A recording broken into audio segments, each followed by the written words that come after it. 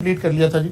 और most important area आपका chapter 7 होगा डेफिनेटली, इसलिए उसको बार बार करें। थोड़ा सा मैंने आपसे कहा था कि स्लाइड का भी सोर्स हमने दानिस्ता, क्योंकि ये बात हमें मालूम है कि आईकैप का सारा फोकस इसके ऊपर है कि जो स्टडी टेक्स्ट डेवलप हुए हैं जिस भी सब्जेक्ट को आप पढ़ रहे हैं, तो पेपर जो है वो सारा उस स्टडी टेक्स्ट की बेस पर बन रहा होता है। तो स्लाइड्स के नोट्स में भी सिवाय इसके कि हमने कोई प्रेजेंटेशंस, कहीं कोई थोड़ा सा एडिशनल कोई कॉन्सेप्ट को क्लैरिफाई करने के लिए चीजें रिक्वायर्ड हैं, या कहीं कंपैरिजन में लाकर अगर चीजें थोड़ी बेटर एक्सप्लेन हो जाती हैं तो वो काम हुआ है, वरना सारा सोर्स आईकैप की किताब ही है मेनली।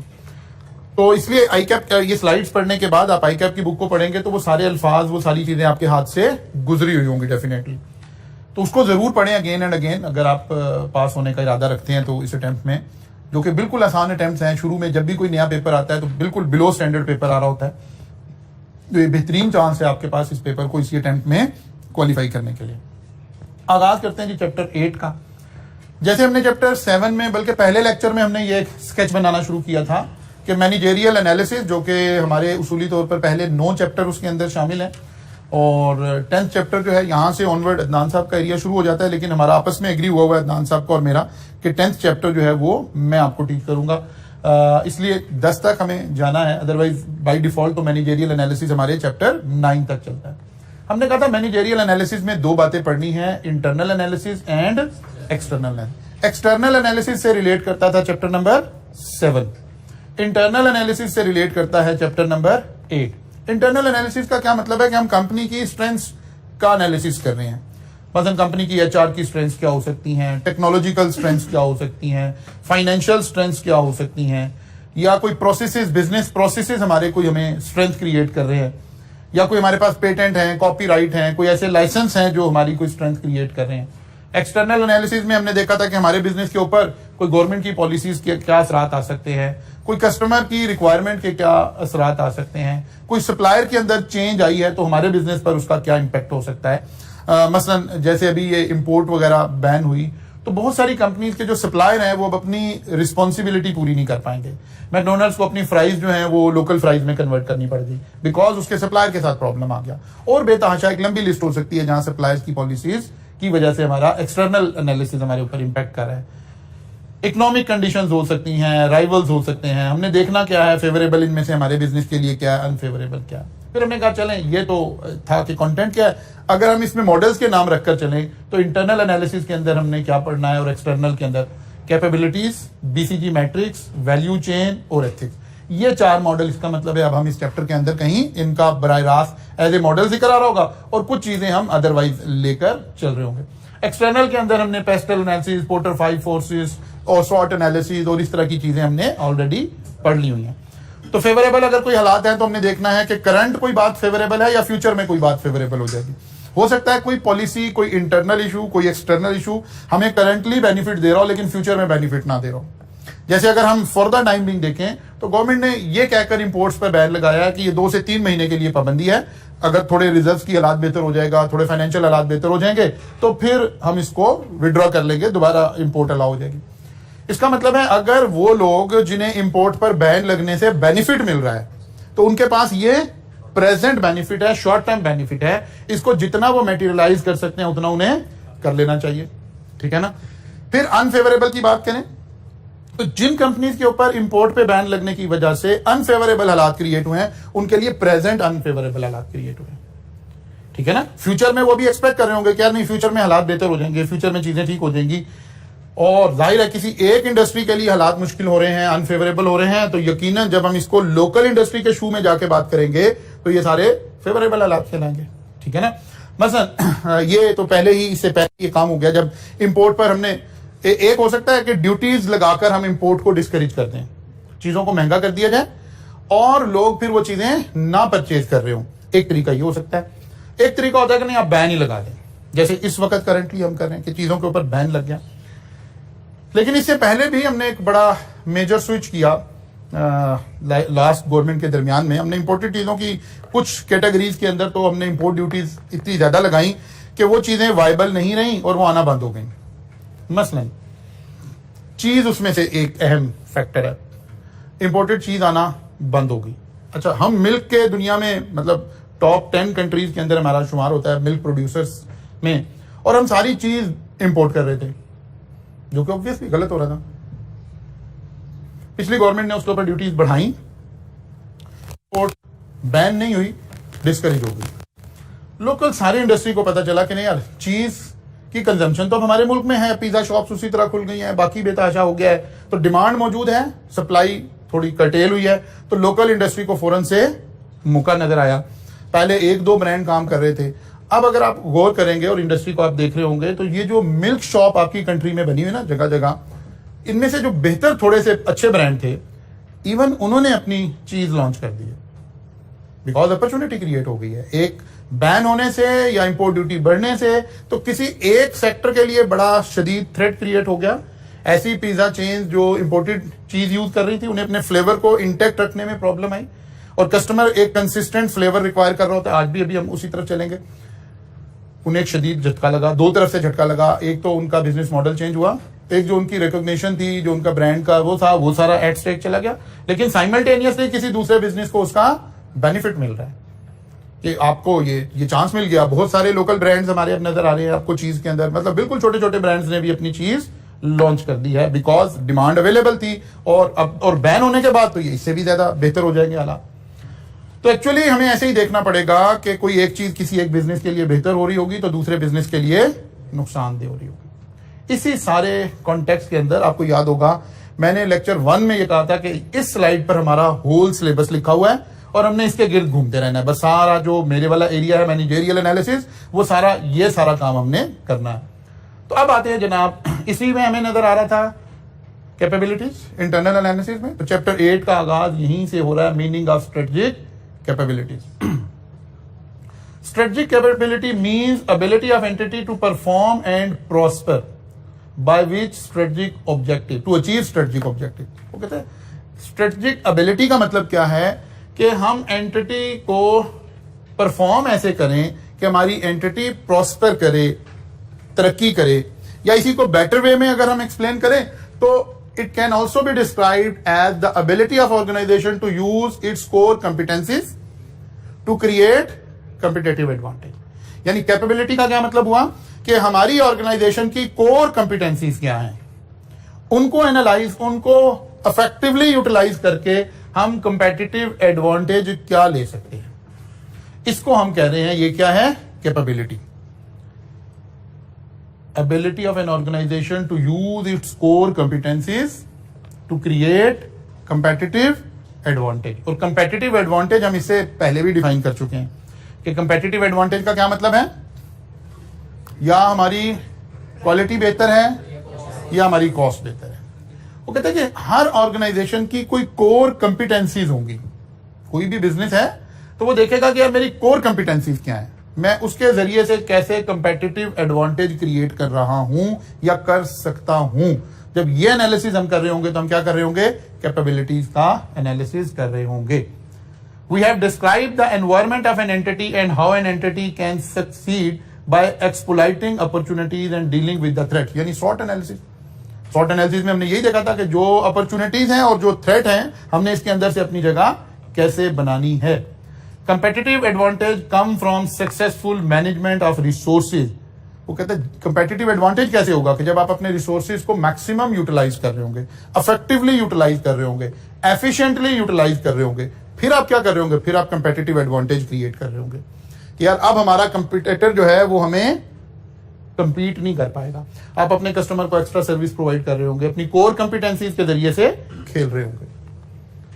वो कहता है जी definition of strategic capability. Strategic capability reflect ability of entity to use and exploit the resources available to it through competence developed in activities and process its perform। वो कहता है जो हमने कैपेबिलिटीज, हमने हमारी ऑर्गेनाइजेशन की जो सलाहियतें हैं, जो कैपेबिलिटीज हैं, उनको यूटिलाइज करके जब हम एक कंपेटिटिव एडवांटेज क्रिएट करेंगे तो फिर हम मार्केट में लीड कर रहे होंगे। एप्पल क्या कर रहा है, अपनी कोर कंपिटेंसी से खेल रहा है। कोई भी गाड़ी का मैन्युफैक्चरर है वो क्या कर रहा है, अपनी कोर कंपिटेंसी से खेल रहा है। कोई टेक्सटाइल इंडस्ट्री है वो क्या कर सकती है, अपनी कोर कंपिटेंसी से कंपेटिटिव एडवांटेज क्रिएट कर सकती है। The way in which these activities are linked internally and externally. The overall balance of core competencies across entity. अगर ये 3 काम हमें करेंगे हम, तो हम क्या कर रहे होंगे, बेसिकली हम एक स्ट्रेटेजिक कैपेबिलिटी क्रिएट कर रहे होंगे। और अगर हम अपनी जो कोर स्ट्रेंथ है हम उसको यूटिलाइज नहीं कर रहे और हम उसको एफिशिएंटली एंड इफेक्टिवली प्लान नहीं कर रहे, तो फिर हम अपनी कैपेबिलिटीज क्या कर रहे होंगे, रिड्यूस कर रहे होंगे। जैसे अगर हम एक नेशनल लेवल की गुफ्तगू करें, तो अगर हम पाकिस्तान का शॉर्ट एनालिसिस करें तो आपको पता चलेगा कि यार हम सारी जिंदगी यही पढ़ते रहे कि पाकिस्तान एक ज़रई मुल्क है, और जब हम इसकी इकोनॉमी की तरफ आते हैं तो हम शुगर भी इंपोर्ट कर रहे हैं, हम गंदम भी इंपोर्ट कर रहे हैं, हम कॉटन भी इंपोर्ट कर रहे हैं। तो फिर हम किस चीज में ज़री मुल्क हैं? तो पता चला जो लोग पॉलिसी मेकर थे उन्होंने जो कोर कंपिटेंसीज थी कंट्री की उसके ऊपर कभी फोकस नहीं किया। हम ज़राअत में आहिस्ता आहिस्ता ग्रेजुएट, हम इन सब चीजों के एक्सपोर्टर थे, और ग्रेजुअली हम अपनी कोर कैपेबिलिटीज और कोर कंपिटेंसीज के ऊपर स्विच नहीं कर सके, फोकस नहीं कर सके। तो अल्टीमेटली क्या हुआ, वक्त ने हमें इन चीजों का इंपोर्टर बना दिया। आज हम गंदम इंपोर्ट कर रहे हैं। एक वक्त था पूरा अफगानिस्तान हमारी गंदम पे चल रहा था, सारी अफगानिस्तान में हमारे यहां से गंदम जा रही थी, सारा निजाम चल रहा था। इसके अलावा भी हम गंदम एक्सपोर्ट करते थे। लेकिन क्या हुआ, हमने अपनी ये स्ट्रेटजी नहीं लेकर चले, हमने इधर उधर के अटकल पचू लगाने की कोशिश की। आप हमेशा कंपेटिटिव एडवांटेज कहां से लेंगे, अपनी कोर कंपिटेंसी से लेंगे। फिर हमारी दूसरी कोर कंपिटेंसी ज्यादा नेशन क्या थी, हम एक बड़ी आबादी वाला मुल्क थे, हमारे पास ह्यूमन रिसोर्स अवेलेबल था। आज भी जब आप देखते हैं तो हम कहते हैं कि यार पाकिस्तान की इकोनॉमी को ड्राइव करने में एक बहुत बड़ा हाथ ओवरसीज पाकिस्तानियों का, क्योंकि वो जाहिर है पाकिस्तान से बाहर हैं, वो अपने बच्चों को, अपनी फैमिलीज को फॉरेन रेमिटेंसेस भेजते हैं। वो हमारा मेन सोर्स क्या है, वही है। एक वक्त था कि हमारी कोर कंपिटेंसीज के ऊपर पूरी तवज्जो थी। आप भुट्टो का दौर स्टडी करें, आपके चैप्टर 1 के अंदर आएगा। फिर आप जनरल अयूब का दौर डिस्कस करें। इसके अंदर जब हमारा फॉरेन दौरे होते थे ना, तो वहां ये नहीं होता था कि हम भीख मांगने, इस तरह भीख नहीं मांग रहे थे जैसे आज हम मांग रहे हैं। कि जिस मुल्क के हम दौरे का ऐलान करते हैं वो मुल्क परेशान हो जाता है कि यार ये फिर आज नहीं पैसे देंगे, यार अभी नहीं, क्या कहूंगा मैं, आप अच्छा यार क्या होगा। उस वक्त ऐसे नहीं था। भुट्टो साहब के जब दौरे होते थे वो क्या जाके कह रहे थे, सऊदी अरब में, दुबई में, ईरान में और बाकी सारी बहुत सारी मिडल ईस्ट के सारी कंट्रीज के अंदर, वो कहते थे यार आप हमारे लोगों को यहाँ रोजगार दें, आप ये पॉलिसी बनाएं कि जी, इसीलिए हमारा डॉक्टर सऊदी अरब में बराह रास्त जाके प्रैक्टिस कर सकता है, ठीक है ना, पूरे मिडिल ईस्ट में, पूरे इस खित्ते में बराह रास्त प्रैक्टिस कर सकता है। लेकिन जिस खित्ते में हमने होमवर्क नहीं किया हुआ, यूके में जाके प्रैक्टिस नहीं कर सकता, यूएसए में जाके प्रैक्टिस नहीं कर सकता, उसको बाकी कुछ एग्जाम देने पड़ते हैं, कुछ और काम करने पड़ते हैं। क्योंकि हमारी कोर कंपिटेंसी ये थी कि हम ह्यूमन रिसोर्स एक्सपोर्ट कर सकते थे, तो हम उसकी एक्सपोर्ट की बात करते थे, जाके भीख डायरेक्ट नहीं मांग रहे होते थे। लेकिन इसके बाद फिर जब हमने अपनी कोर कंपिटेंसी से को पीछे हटना शुरू किया, तो फिर हम जाहिर है लूज करते गए और ग्रेजुअली हमारे हाथ से चीजें निकलना शुरू हो गई। तो यही कॉन्सेप्ट यहां पर लिखा हुआ है कि कोर कंपिटेंसीज में हमें क्या करना पड़ेगा, अपनी कोर, एक कंपनी के एंगल से देखेंगे तो उस कंपनी को सबसे पहले देखना उसकी कोर कंपिटेंसीज क्या है। अच्छा जी, फिर वो कह रहा है, जब आप दूसरा जो इंपैक्ट इस चैप्टर के स्टार्ट में डिस्कस हो रहा है, वो कह रहा है सबसे पहला काम आपने करना है कस्टमर की नीड को आइडेंटिफाई करना है और मार्केटिंग अप्रोच इख्तियार करनी है। अब ये लफ्ज एक नया आपको नजर आएगा, मार्केटिंग, और ये जर्नली हमारे जहनों में जो कॉन्सेप्ट मार्केटिंग का है ये उससे थोड़ा सा कॉन्ट्राडिक्ट करेगा। एक्चुअली दो एक्टिविटीज हो रही होती हैं, एक सेल की एक्टिविटी हो रही होती है और एक मार्केटिंग की एक्टिविटी हो रही होती है। हम सब यही समझते हैं कि सेल की एक्टिविटी भी क्या हो रही है, मार्केटिंग हो रही है। मसलन आप किसी बड़े ग्रोसरी स्टोर पे गए, किसी बड़े मॉल में गए, आप इंपोरियम मॉल में गए, तो कुछ कंपनीज के सेल्स रिप्रेजेंटेटिव वहां खड़े हैं जो आपको कंपनी की प्रोडक्ट को इंट्रोड्यूस करवा रहे हैं, ठीक है ना। हो सकता है किसी ने कोई फ्री स्टॉल लगाया हुआ हो या अपने रैक पर उन्होंने बंदा खड़ा है, तो हमें लग रहा है ये बंदा क्या कर रहा है, मार्केटिंग कर रहा है, ठीक है ना। ऐसे लग रहा होता है ना कि ये तो मार्केटिंग कर रहा है। नहीं, वो मार्केटिंग नहीं कर रहा है, वो सेल्स का आदमी है। मार्केटिंग क्या है इसको थोड़ा सा समझते हैं। वो कह रहे हैं, पहली तो बात है कि market can be defined by their customer, potential customer, companies और other business entities compete with each other. वो कहते हैं मार्केटिंग हम किसको कहते हैं? मार्केटिंग हम इसको कहते हैं कि कंपनी एक ऐसी प्रोडक्ट क्रिएट करे। वो लाइफ साइकिल कॉस्टिंग को जरा अपने ध्यान में लाए। इंट्रोडक्शन के फेज से पहले क्या हो रहा था? रिसर्च एंड डेवलपमेंट का फेज हो रहा था। उस फेज में खड़ा होकर मार्केटिंग हम कर रहे होते हैं। यानी मार्केटिंग क्या है? मार्केटिंग है कि कस्टमर की नीड्स को आइडेंटिफाई करके उन नीड्स के मुताबिक अपनी प्रोडक्ट को डेवलप करना, एक ऐसी प्रोडक्ट डेवलप करना जो कस्टमर की नीड के अगेंस्ट चल रही हो, उसके मुताबिक चल रही हो और कस्टमर की एक्सपेक्टेशन से ज्यादा उसकी नीड्स को पूरा कर रही हो। इस एक्टिविटी को हम मार्केटिंग कहते हैं। जो हमारे ध्यान में मार्केटिंग है वो एक्चुअली सेल की एक्टिविटी है। Business success is achieved by providing goods और services to customer in a way that meet customer needs successfully. ठीक है ना? तो मार्केटिंग की एक्टिविटी स्टार्ट कब होती है? रिसर्च एंड डेवलपमेंट के फेज से। Customer will buy from the business entities that meet their need most successfully. वो कह रहे कस्टमर ने वो चीजें खरीदनी हैं जो उसकी ज्यादा से ज्यादा नीड्स को पूरा कर रही होंगी। अगर आप कस्टमर की नीड्स के मुताबिक चीजें लाएंगे तो कस्टमर तो ऑलरेडी उसको ढूंढ रहा है कि यार ये चीज मुझे कहां मिलेगी। ठीक है ना? बनिस्बत इसके कि आप चीज बनाकर मार्केट में लाएं और फिर सेल की एक्टिविटी से उसे बेचने की कोशिश करें, बड़ी बड़ी होर्डिंग्स लगा दें, बड़ा बड़ा सारा काम कर दें। ये कॉन्सेप्ट ये कहता है कि आप पहले मार्केट का सर्वे करें और देखें कि यार इस मार्केट में क्या चीज रिक्वायर्ड है। ठीक है ना? मसलन आप सीए के स्टूडेंट हो तो ये जो जिस एरिया में ये सारे कॉलेजेस हैं, अगर हमको इसका 1-1.5 किलोमीटर रेडियस लगाएं तो ये एक यूनिक मार्केट है। ठीक है ना?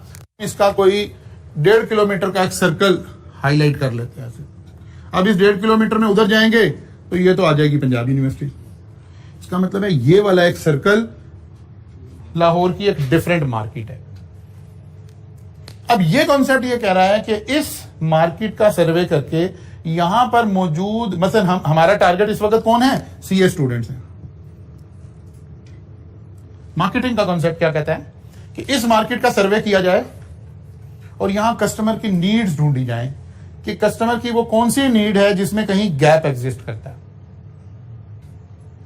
तो हमारा एक ध्यान किधर जाएगा? कॉलेज। तो हम फौरन देखेंगे कि क्या इस 1.5 किलोमीटर के रेडियस में कोई कॉलेज नहीं है? नहीं, कॉलेज तो है। क्या ये कॉलेजेस कस्टमर की नीड्स पूरा नहीं कर रहे हैं? हम कहेंगे नहीं यार, मोर और लेस कर भी रहे हैं। हाँ, कस्टमर की नीड्स की भी एक लंबी लिस्ट हो सकती है। तो कॉलेज के गैप को बाद में एनालिसिस करते हैं कि अगर हमें वो वाला काम करना होता तो कैसे करते हैं, हम इसके अलावा ढूंढते हैं। इस 1.5 किलोमीटर के रेडियस में जो 70% स्टूडेंट है वो हॉस्टल में रह रहे हैं। क्या ये सब बच्चे अपने अपने हॉस्टल से 100% सेटिस्फाइड हैं? तो पता चलेगा ये 10% भी सेटिस्फाइड नहीं है। ऐसे ही इसका मतलब है इस एरिया में, इस मार्केट का अगर हम एनालिसिस करना चाह रहे हैं तो यहां कस्टमर की नीड्स क्या हैं? एक अच्छे हॉस्टल की कस्टमर नीड्स है। ठीक है ना? वो कहते जी क्या नीड्स है। अब जब ये सारा आप एनालिसिस कर रहे होंगे, अब आप जाहिर है हॉस्टल विजिट करेंगे, वहां प्रॉब्लम एरियाज निकालेंगे। ये प्रॉब्लम है, ये प्रॉब्लम है, ये प्रॉब्लम है, ये प्रॉब्लम है, ये। इन प्रॉब्लम के अगेंस्ट आप एक अपनी स्ट्रेटजी बनाकर लाएंगे कि जी सबसे बड़ी प्रॉब्लम क्या है? मैस अच्छा नहीं है जी, खाना अच्छा नहीं है जी, क्वालिटी का खाना नहीं मिलता जी। खाना सुबह अगर 7 बजे क्लास है तो या क्लास छोड़ें या नाश्ता छोड़ें। ऐसे ही मोर और लेस जो बच्चों से हम सुनते हैं, या नाश्ता छोड़ें या क्लास छोड़ें। इसका मतलब है ये गैप हमें नजर आ रहा है। कस्टमर नीड, पहले क्वालिटी ऑफ फूड एक कस्टमर नीड, फिर उसके अंदर छोटी छोटी सी बातें वो कस्टमर नीड। ये बच्चे घरों में नखरे करते बेचारे अच्छे भले रह रहे थे, सीए शुरू करने से पहले माँ बाप को नखरे दिखा रहे थे, सब कुछ हुआ मिल रहा था। हॉस्टल में आके आपकी ग्रूमिंग का एक बड़ा जरिया बनता है जब आप खुद को मैनेज करना सीखते हैं। यहाँ आपको अपनी बहुत सारी नीड्स को खुद मैनेज करना पड़ रहा है। ठीक है, आपको अपनी लॉन्ड्री की नीड्स हैं, बाकी छोटी छोटी जरूरियात हैं, उनको मैनेज करना। हॉस्टल उसमें आपको हेल्प नहीं प्रोवाइड कर रहा। एक अच्छे हॉस्टल को चाहिए था कि आपको इन सारी चीजों को क्या कर देता, फैसिलिटेट कर देता, हेल्प प्रोवाइड कर देता। मसलन ये कोई इतनी बड़ी इन्वेस्टमेंट नहीं है, 1.5 लाख रुपए, बढ़ के 1.5 भी नहीं शायद, चले महंगाई डाल के 1.5 लाख रुपए की एक वॉशिंग मशीन आ जाएगी ऑटोमेटिक, जिसमें बच्चे अपनी लॉन्ड्री की नीड्स पूरी कर सकते हैं। ठीक है ना, बच्चा अपना डिटर्जेंट अपने यूज कर ले, सारा कुछ अपना यूज कर ले। हॉस्टल वाला एक अच्छी ऑटोमेटिक वॉशिंग मशीन वहां पे आपको प्रोवाइड कर दे, आपको कपड़े इजी मिल जाए। और ऐसे छोटे छोटे कस्टमर नीड्स को आइडेंटिफाई करना, और फिर उन कस्टमर नीड्स के लिए फिर आपको लंबी चौड़ी सेल की एक्टिविटी नहीं लगानी पड़ेगी। कस्टमर तो ढूंढता फिर रहा है कि ऐसा हॉस्टल मुझे कहीं पे मिल जाए। हॉस्टल के अंदर एक रूम अगर स्टडी रूम के तौर पे मुख्तस कर दिया जाए और बच्चे अपने रूम में सोने के लिए जाएं, पढ़ने के लिए एक स्टडी रूम दे दें आप। जैसे ही आप ऐसा हॉस्टल बनाएं, और बिल फर्ज इस वक्त मुझे नहीं मालूम है कि कितना मंथली एक्सपेंस है जी हॉस्टल का, 15,000 विद मेस। मैं कहता हूं जी 15,000 है, एक बंदा यही हॉस्टल बनाए और उसमें ये वाली फैसिलिटीज दे दे, और आपसे कहे यार नहीं मेरा हॉस्टल में तो 17,000 का रूम मिलेगा, तो क्या बच्चा स्विच करेगा कि नहीं करेगा? 100% कर जाएगा।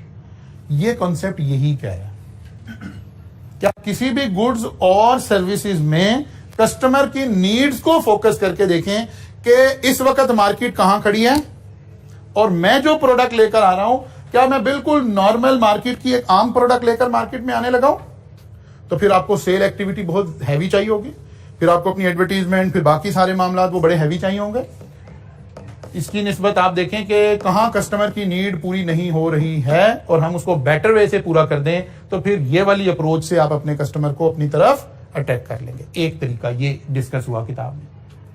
तो देखा कस्टमर की नीड्स होती क्या है, जाहिर है ये उस प्रोडक्ट से जुड़ी हुई कस्टमर की ख्वाहिशात हो सकती हैं कि लेकिन उस ग्रुप रेंज में रहते हुए, जैसे उस प्रोडक्ट की बेटर क्वालिटी हो सकती है, बेटर डिजाइन हो सकता है, प्रोडक्ट की अवेलेबिलिटी हो सकती है कि यानी उसका लीड टाइम कितना है, कितनी देर में मिल जाएगी, फिर कन्वीनियंस ऑफ परचेज, आप कितनी आसानी से उसे परचेज कर सकते हैं, फिर इन्फ्लुएंस ऑफ एडवर्टाइजिंग और सेल प्रमोशन, हम इससे भी इन्फ्लुएंस होंगे जाहिर है, लेकिन इसको हम एडवर्टीजमेंट बोल रहे हैं, इसको मार्केटिंग नहीं बोल रहे हैं। मार्केटिंग के कॉन्सेप्ट को भी हमने समझा है कि मार्केटिंग किसको कहते हैं।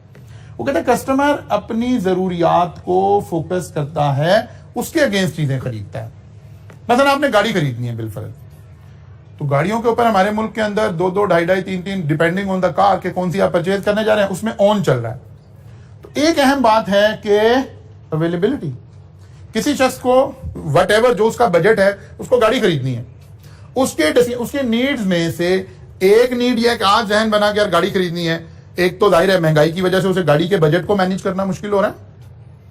फिर जब वो गाड़ी लेने जाता है कहता है 60 लाख की गाड़ी है लेकिन 5 लाख इसके ऊपर ऑन भी है, अगर आपको रेडी अवेलेबल चाहिए तो यार ये क्या हो गया।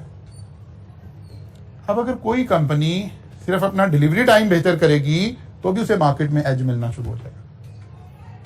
लेकिन यही बात हमें यह सब्जेक्ट सिखा रहा है कि हमें चीजों को वैल्यूएट करते हुए हमें उसके ऊपर फैक्टर्स को देखना पड़ेगा। मसलन गाड़ी के अंदर किया ने आकर हमारी मार्केट में एक अपना ब्रांड एस्टैब्लिश किया और इसने डिले तो की चीजें, यानी टाइम लैग तो है, लेकिन जो डिलीवरी डेट थी उसके ऊपर चीजें डिलीवर करना शुरू कर दी। इसके मुकाबले में होंडाई ने इंतहाई लेट करना शुरू कर दिया। इसीलिए आपको मार्केट में रोड के ऊपर, हालांकि बिल्कुल 100% दोनों गाड़ी सेम है, इनकी पेरेंट कंपनी भी इंटरनेशनली ऊपर एक ही है, कोई फर्क नहीं है गाड़ी में, लेकिन रोड का कॉम्बिनेशन आपको बता रहा होगा कि ये परसेंटेज में गाड़ियां बहुत ज्यादा है, ये कम है। अब हमारा सब्जेक्ट ये हमें सिखा रहा है कि हमें एनालिसिस करना है कि हमारी ये जो कोर कॉम्पिटेंसीज थी, हम कितना डिपेंडेंट रहे दूसरी चीजों के ऊपर। पहले होंडाई को एक प्रॉब्लम आ रही थी, होंडाई की एक किट इस गाड़ी के अंदर लग रही थी जिसकी वजह से वो कोई 1 साल वो एरिया प्रॉब्लम में रहा और ये गाड़ी डिलीवर नहीं हो रही थी। अब ये इंपोर्ट पे बैन लगने की वजह से एक छोटा सा कंपोनेंट किया का भी प्रॉब्लम में पड़ गया है, जिसकी वजह से पहली पाकिस्तान में किया ने भी अपनी डिलीवरी डेट्स जो है इनको रीशेड्यूल करना शुरू कर दिया। इसका मतलब है अगर कोई और कंपनी इस टाइम में, कस्टमर नीड क्या होगी, टाइमली डिलीवरी, कोई कंपनी इससे बेहतर टाइमली डिलीवरी देना शुरू कर देगी तो मार्केट मिक्स फिर चेंज होना शुरू हो जाएगा। जी एक्सटर्नल है, हम इंटरनल में भी कह रहे हैं ना कि इंटरनल में अवेलेबिलिटी को हमें देखना है ना, कि अगर किया की अवेलेबिलिटी खराब हो रही है तो कस्टमर नीड इस वक्त क्या है, अवेलेबिलिटी, कितनी जल्दी चीज मिल जाएगी, ठीक है ना, चीज की अवेलेबिलिटी। आप एक वाटर शॉप से कॉल करते हैं कि पानी कितनी देर में भेज देंगे, नेस्ले कहता है जी मैं तो हफ्ते में 2 दफा बल्कि 1 दफा आपको होम डिलीवरी दूंगा। आप अपनी बोतल का इन्वेंट्री मेंटेन करें, 1 वीक का वाटर आपके घर में होगा तो आप मेरे साथ चल पाएंगे। लेकिन जो आपका लोकलाइज्ड कोई वहीं वाटर फिल्ट्रेशन प्लांट लगा होगा वो कहेगा सर आप कॉल करें आधे घंटे में आपको डिलीवर कर देंगे। तो कस्टमर नीड इससे भी चेंज होगी। इसको भी हमें देखना पड़ेगा कि की सक्सेस फैक्टर अभी हम इसके फौरन बाद उधर ही जाने लगे हैं।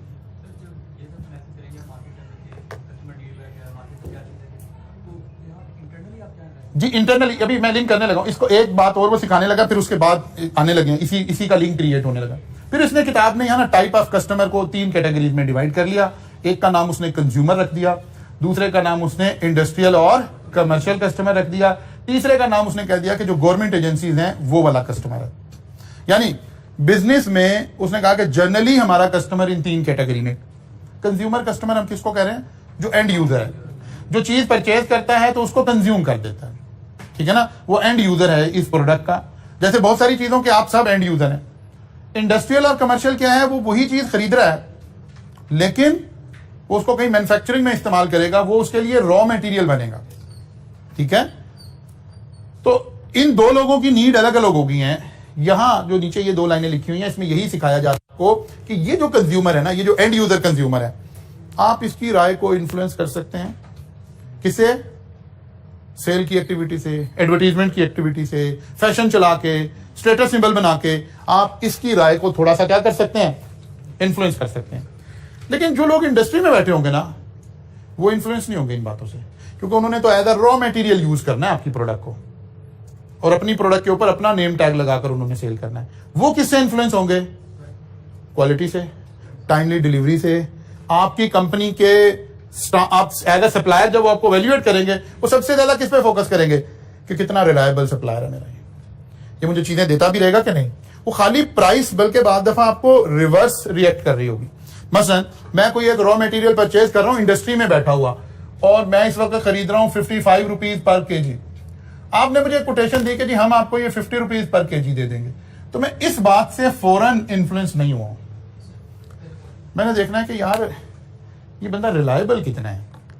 ये नो मैं 5 रुपए केजी के पीछे पहले इस पे स्विच करूं, एग्जिस्टिंग सप्लायर से अपने ताल्लुकात खराब करूं और ये बाद में कहे जनाब अब महंगाई होगी अब तो मैं 70 रुपए दूंगा आपको। फिर इसका मेरे साथ एक्सपीरियंस कितना है, ये इंडस्ट्री में इसे आए हुए कितना अरसा हो गया है, फुलां चीज, इसके मेन कस्टमर कौन है, मेन यानी उसका गोइंग कंसर्न मैंने वैल्यूएट करना इंडस्ट्री में। एज अ कंज्यूमर आप इतनी चीजें नहीं सोच रहे होते। फिर क्योंकि मैंने इंडस्ट्री में यूज करना है उसको, तो मैंने उस क्वालिटी के जो स्पेसिफिकेशन है ना, मैंने उसको एवेल्युएट करना है रादर देन कि उसकी एड क्या चल रही है, फुला क्या चल रही है, दिमाग क्या।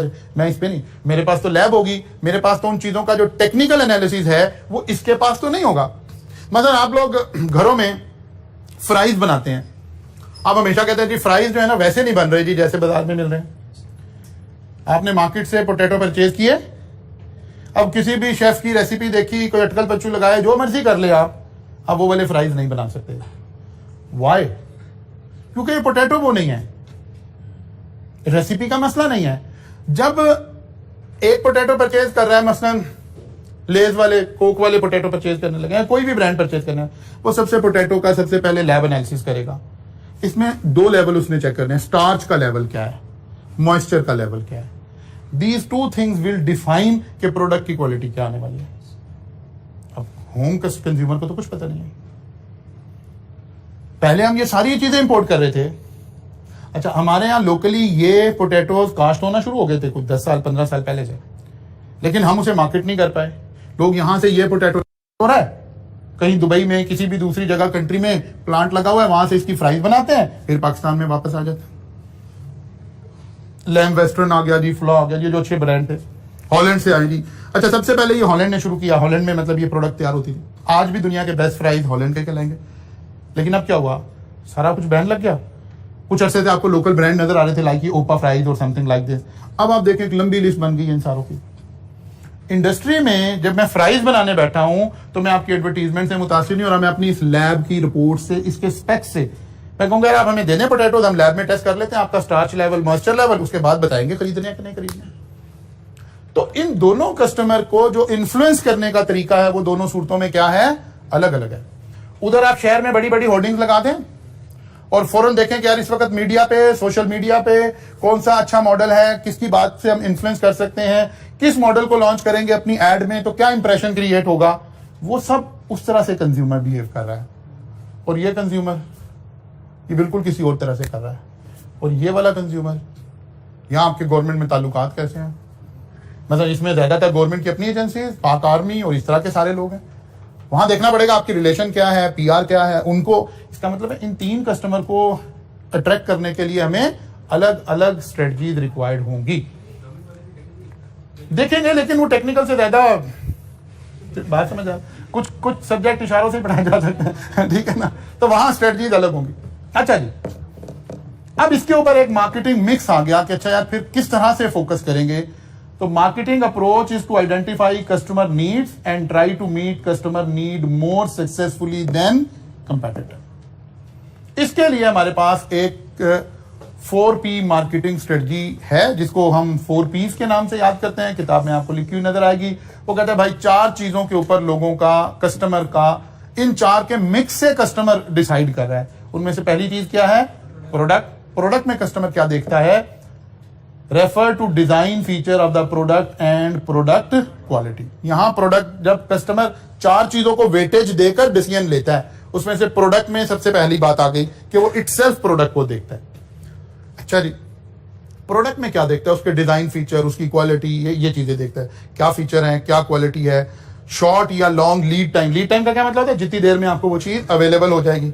ब्रांडिंग क्या है? अच्छा इसकी पैकिंग कैसी है? अच्छा इसकी वारंटीज, गारंटीज क्या है? आफ्टर सेल सर्विसेज क्या है? ये सारी की सारी चीजें मिलकर कस्टमर को पता लगता है कि मुझे चीज लेनी चाहिए या ये चीज नहीं लेनी चाहिए। ये सब चीजें इन्फ्लुएंस कर रही हैं।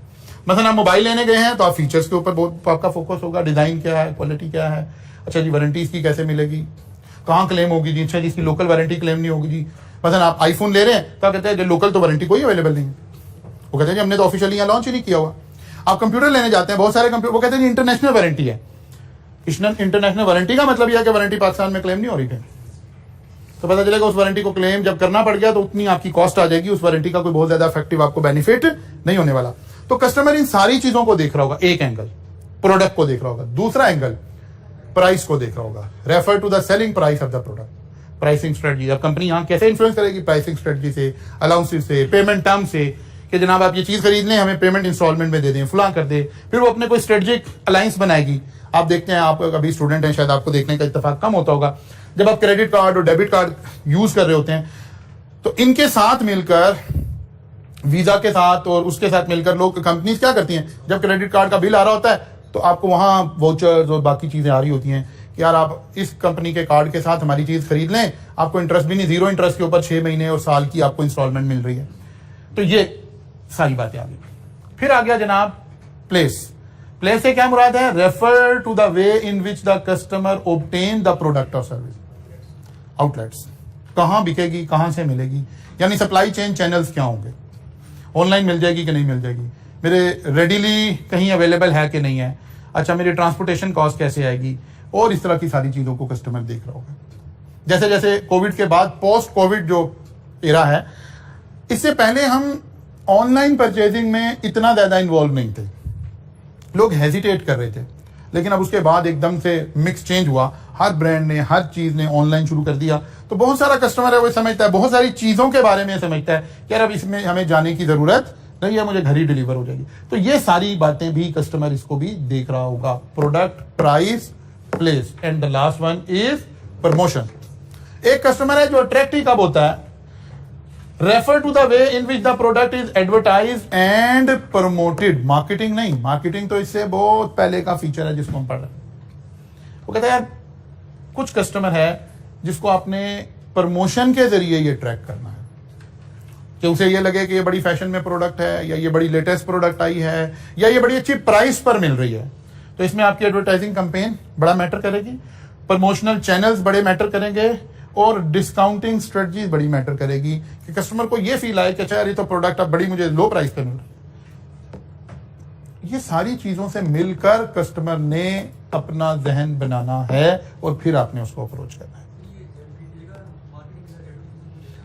एडवर्टाइजमेंट तो शुरू होती है ना प्रोडक्ट बनने के बाद। मार्केटिंग की स्ट्रेटजी है प्रोडक्ट बनने से पहले। प्रोडक्ट बनने से पहले सोचना कि कस्टमर की नीड्स क्या है, इस मार्केट, जिस मार्केट में आप जाना चाह रहे हैं। जैसे मैंने हॉस्टल से आपको एग्जांपल दी, हम कहते हैं गाड़ी की एक नई कंपनी पाकिस्तान में कार मैन्युफैक्चरिंग में आना चाहती है, तो वो आकर एनालाइज करे कि यार क्या प्रॉब्लम है, इंडस्ट्री में क्या प्रॉब्लम है। तो जब वो ये सारा सर्वे कर रही होगी तो टेक्निकली हम उसे क्या कह रहे होंगे, क्या कर रहे हैं, मार्केटिंग कर रहे हैं। नहीं, ये तो हम कह रहे हैं, ये हम कह रहे हैं कि जब ओवरऑल कस्टमर ने जब प्रोडक्ट सेलेक्ट करने जाना है ना, वो इन 4 एरियाज को के मिक्स से प्रोडक्ट सेलेक्ट हो रही है। कस्टमर प्राइस भी देख रहा है, प्रोडक्ट भी देख रहा है, प्लेस भी देख। एक प्रोडक्ट अच्छी है, आप प्रोडक्ट से बड़ा कायल हो गए, उसके एडवर्टीजमेंट चैनल देखकर प्रोडक्ट मिलती कहां है? प्रोडक्ट कराची मिलती है। मतलब मैं अपनी अभी एक प्रोडक्ट की एग्जांपल देता हूं, मैं खुद अभी रिसेंटली उसमें से गुजरा कि ऐसे ही एक फैशन हुआ, कोई प्राइस थोड़ी बढ़ गई, कोई ऐसे ही, मैंने कहा अच्छा कोई हाई एंड बड़ी अच्छी साइकिल परचेज करते हैं ऐसे साइकिलिंग करने के लिए। तो जब हमने लोकल लाहौर की मार्केट में 2-3 दोस्त देखा तो हमें कोई अच्छी साइकिल थोड़ी नजर नहीं आई। किसी ने बताया कि कराची में एक बंदा है, फलां बंदा है, वो ब्रांडेड साइकिल परचेज करता है, वहां से मिलेगी आपको। अब क्योंकि हमने वो प्रोडक्ट इससे पहले यूज नहीं की हुई, तो हम उसको कोरियर से नहीं मंगवा सकते, किसी भी चैनल से नहीं मंगवा सकते। जो चीज हम सोच रहे हैं वो अवेलेबल है एज पर अवर इंफॉर्मेशन, लेकिन प्रॉब्लम कहाँ है? तो वो चैनल, जो लोकेशन मिलेगी कहाँ, प्लेस, वो नहीं है, तो जाहिर हम कस्टमर नहीं बन सकते।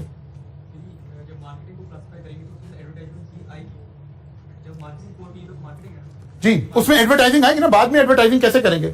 ठीक है ना, आपने अपनी प्रोडक्ट का असल में एक वो भी क्रिएट करना है ना, इंप्रेशन क्रिएट करना है, तो एडवर्टाइजिंग कैंपेन पूरा उसका हिस्सा है कि आप इसको how to advertise it product. फिर वही यहां भी हमने लिखा था प्राइसिंग स्ट्रेटजीज, फिर प्रोडक्ट की क्वालिटीज। यही हमने मतलब एक बिजनेसमैन तो ये भी सोचेगा ना कि उसने अपनी एक प्रोडक्ट लॉन्च किया है, इस प्रोडक्ट पे वो टैग क्या लगाना चाहता है। एक है आम जनरल इंसान की, आम आवाम की प्रोडक्ट है, तो इस पे टैग क्या लगाना चाहता है? लो प्राइस, बेस्ट वैल्यू। इसको वो किसी और तरह से एडवर्टाइज करेगा। एक प्रोडक्ट है हम लॉन्च कर रहे हैं, हम कहते हैं ये आम बंदे की प्रोडक्ट ही नहीं है, तो फिर इसने एडवर्टाइज भी आम तरीके से नहीं होना, फिर इसकी अवेलेबिलिटी भी आम जगह पर नहीं होनी चाहिए। ठीक है ना।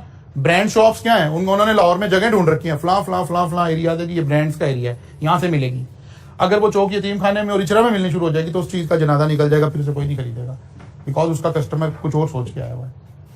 वो तो इसकी होर्डिंग भी कहाँ लगाएंगे? डिफेंस में लगाएंगे, किसी पोश एरिया में लगाएंगे, वो लारी अड्डे के पास और बंद रोड वाली साइड पे और यतीम खाना वाली साइड पे, इधर उसकी होर्डिंग्स नहीं लगाना पसंद करेंगे, उनका ब्रांड खराब हो जाएगा, डैमेज हो जाएगा। एक्चुअली 4 P's ऑफ मार्केटिंग हमें ये बता रहे हैं कि हमने अपने अपने एरिया में रह के इन 4 बातों का फैसला करना है, और फिर कस्टमर ने इन 4 बातों से इन्फ्लुएंस होकर प्रोडक्ट परचेज करनी है। उसने प्रोडक्ट सॉरी ये उसके लिए नहीं है, ये उसके लिए नहीं, ये इंडस्ट्रियल के लिए नहीं, ये कस्टमर के लिए। अच्छा, इंडस्ट्री में भी हमें प्रमोशन तो चाहिए वैसे आंसर देने के लिए, लेकिन इंडस्ट्री में हमें और तरह की बातें चाहिए। इंडस्ट्री ने पहली बात है जो क्वालिटी है ना, वो स्पेसिफिकेशन के ऊपर लेनी है। इंडस्ट्री के ऊपर ज्यादा कहां होगा? टर्म्स ऑफ पेमेंट के ऊपर। आप 30 दिन का क्रेडिट दे रहे हो, मैं 60 दिन का क्रेडिट देना शुरू कर दूंगा, मैं प्राइस बेहतर ऑफर कर दूंगा, मैं लीड टाइम थोड़ा रिड्यूस कर दूंगा। यहां से मैंने खेलना है। ये कस्टमर से रिलेटेड बात हो रही है, नॉर्मल वाले कस्टमर से रिलेटेड बात हो रही है। फिर वो कह रहे हैं कि जी मार्केटिंग की यही वाली 4 बातें आप जरा देखते हैं। Marketing can be analyse at technical level and decision about the marketing mix might be included within the annual marketing budget. फिर हम उसे बजटिंग के अंदर इनकॉर्पोरेट करेंगे। However marketing issue can also be analyse at the strategic level. मतलब depend करेगा ना कि आप उस वक्त आपकी प्रोडक्ट खड़ी कहां है। अगर अभी प्रोडक्ट खड़ी ही स्ट्रेटेजिक लेवल के ऊपर है तो फिर आप स्ट्रेटजी बनाते हुए ही इन 4 बातों का डिसीजन लेंगे। मतलब हम एक प्रोडक्ट डिजाइन कर रहे हैं, मार्केट में लाना चाह रहे हैं, अभी स्ट्रेटजी बन रही है, हमने उस वक्त ही देखा कि प्रोडक्ट क्या होगी, प्राइस क्या होगी, प्लेस क्या होगी, प्रमोशन कैसे चलेगी। प्रमोशन हमने चलानी है कि नहीं चलानी है। ब्रांड अपने आप को खुद ही लेकर चलेगा ना कि जी कोई इस तरह की हमने कोई प्रमोशनल एक्टिविटी करनी है कि नहीं करनी है। पता चला नहीं करनी है, वो कहता कोई डिस्काउंट नहीं लगाना, कोई सेल नहीं लगानी, बिकॉज हम जिस कस्टमर को अट्रैक्ट कर रहे हैं वो डिस्काउंट से नहीं अट्रैक्ट हो रहा, वो तो इस चीज से अट्रैक्ट हो रहा है कि ये आप इंप्रेशन दें कि ये आम आदमी की प्रोडक्ट नहीं, बस वो इस पे खुश हो जाएगा। आप जितना ज्यादा ये इंप्रेशन क्रिएट करेंगे उतनी ज्यादा उस वाले कस्टमर को ये बात उतनी ज्यादा अट्रैक्ट करेगी। तो आप स्ट्रेटेजिक लेवल के ऊपर इसको डिसाइड करेंगे। It is important in strategic analysis to understand what customer will want to buy, why some products और services will be more successful than other. वो कहता है ये 2 बातें आप स्ट्रेटेजिक लेवल पर बैठकर सोचिए, फिर आपको समझ आएगी कि अच्छा ऐसा क्यों हो रहा है। आपने अपने ब्रांड की, अपनी प्रोडक्ट की, अपनी क्वालिटी की, ये सारी बातों के ऊपर फोकस रखना, फिर आप आगे चलेंगे। तो इंटरनल एनालिसिस के अंदर आगे चलेंगे जी, कल इंशाल्लाह ताला यहां से फर्दर आगे चलेंगे और क्रिटिकल सक्सेस फैक्टर्स को देखना शुरू करेंगे। स्लाइड मैंने आपको सेंड कर दी है, और सब कुछ इसका मेन कंटेंट वहीं से है, जैसे मैंने शुरू में डिफाइन किया है, किताब से है, सिवाय इसके कि इसको हमने थोड़ा सा उस जहां हमें नजर आता है कि चीजें ऐसे कंपैरेटिव होकर समझ ज्यादा आ जाएंगी, उस तरह से या कुछ चीजों में कोई समरी बनाकर लिखी हुई है। कल मुलाकात होगी इंशाल्लाह। यहाँ से आगे चलिए।